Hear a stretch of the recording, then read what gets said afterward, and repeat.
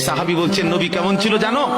যার সারা অঙ্গ একসাথে দেখলে সবচেয়ে সুন্দর, প্রতি অঙ্গ আলাদা আলাদা দেখলেও সবচেয়ে সুন্দর। আরেকজনকে বলছে, আপনি বলেন তো। আরেক সাহাবী বলছে, আমি বলি যে নবী ছিলেন এমন যাকে একবার দেখলে আবার দেখতে মন চায়, দ্বিতীয়বার দেখলে প্রথমবারের চাইতে আরো সুন্দর মনে হয়, যত তারে দেখি তত সুন্দরই লাগে।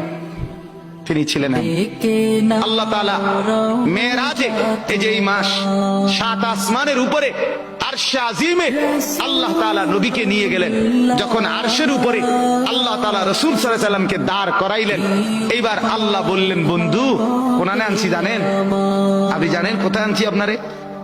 কাজে আপনি যখন ছোটবেলায় জন্ম নিছেন, ছোট্টবেলায় ফেরেশতাদেরকে বলছিলাম, ফেরেশতারা আমার বন্ধুকে কোলে নাও, নিয়া আমার সৃষ্টির পূর্ব থেকে পশ্চিম পুরা দিগন্ত ঘুরাও, আমার গোটা সৃষ্টিকে বলো যে তারা যেন দেখে বন্ধু আমি কেমন বানাইলাম। এক আসমান দেখো, জমিন দেখো, বন্ধু আমি কেমন বানাইলাম। নাক দেখো, চোখ দেখো, ঠোঁট দেখো, মুখের চাহনি দেখো, চেহারার রং দেখো, চোখের পলক দেখো।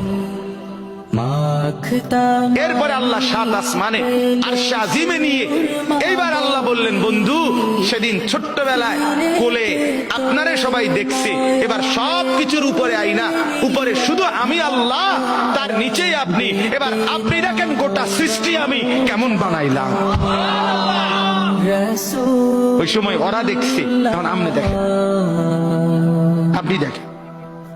সুবহানাল্লাহ, এত বড় মর্যাদা সম্পন্ন রাসূল, তাকে ছেড়ে দিলেন, তাকে ত্যাগ করলেন।